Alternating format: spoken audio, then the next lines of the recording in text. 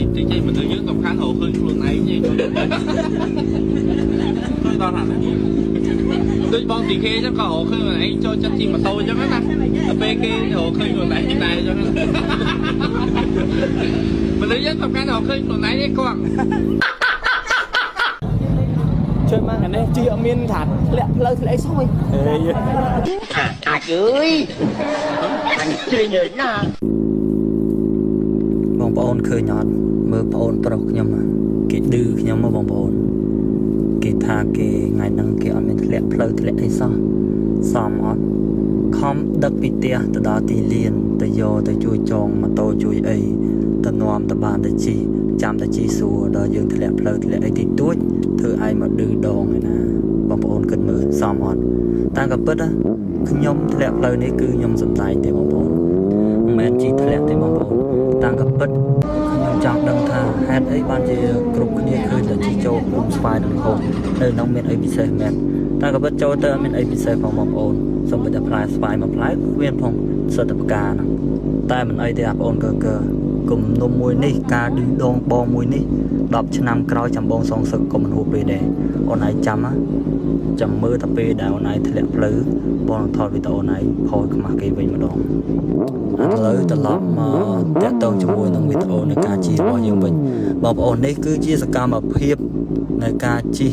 នៅក្នុងទីលានរបស់ខ្ញុំបាទនៅក្នុងកម្មវិធីរបស់មេកុង Trek Day ដែលរៀបចំដោយក្រុមម៉ូតូធំមេកុងហើយក៏មានការចូលរួមពីក្រុមបងប្អូនដែលជា rider ដែលគាត់ស្រឡាញ់នៅវិស័យម៉ូតូវារៀបនៅទីលាននេះផងដែរចូលរួមច្រើនមែនទែនហើយក៏សូមអរគុណដល់បងប្អូនដែលបានចូលរួមច្រើនកកមិនថាតែបងប្អូនដែលជាកីឡាករទេសូម្បីតែពុកម៉ែបងប្អូនដែលជាទស្សនិកជនក៏គាត់ចូលរួមយ៉ាងច្រើនកកចូលរួមមានទាំងក្មេងទាំងចាស់ទាំងប្រុសទាំងស្រីនេះហើយជាកម្លាំងចិត្តសម្រាប់ខ្ញុំបាទក៏ដូចជាបងប្អូនដែលជាកីឡាករផ្សេងទៀត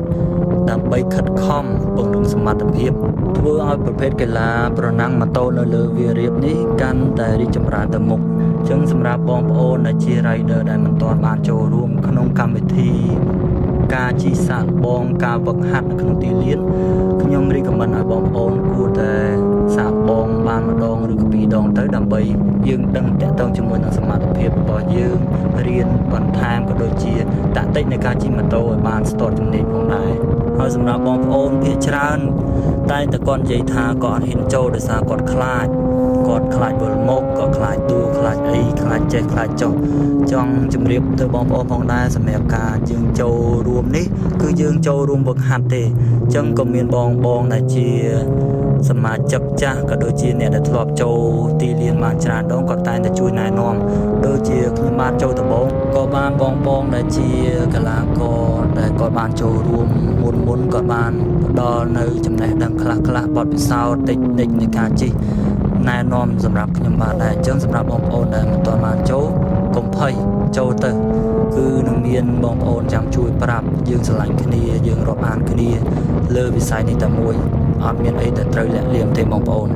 អញ្ចឹងខ្ញុំសង្ឃឹមថា Trek Day ជើងក្រោយប្រកាសជាមានការចូលរួមពីបងប្អូនដែលជាកីឡាករថ្មីបន្ថែមទៀតកាន់តែច្រើនផងដែរឥឡូវនិយាយ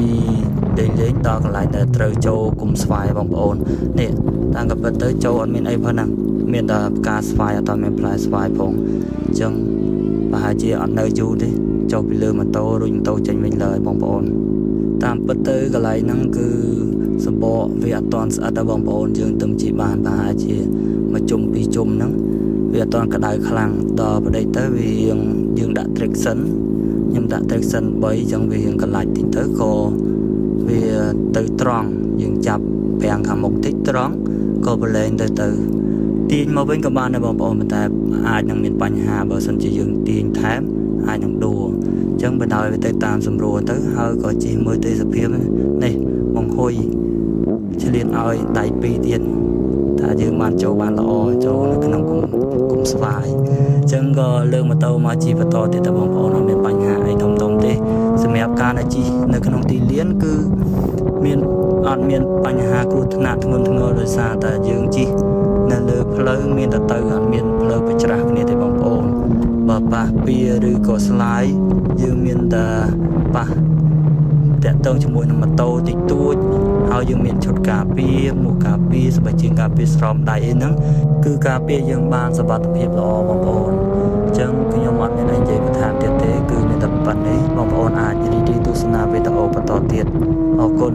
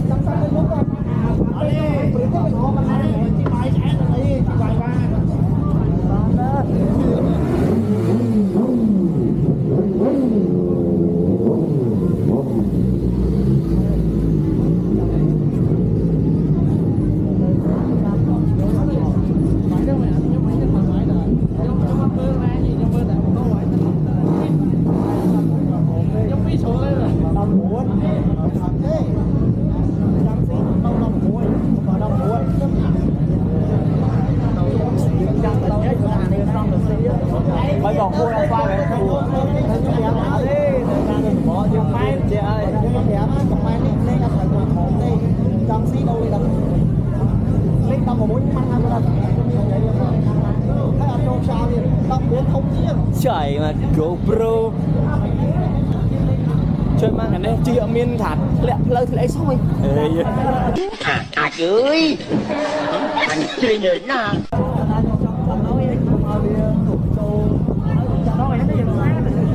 chụp cái đi máu xa tay xa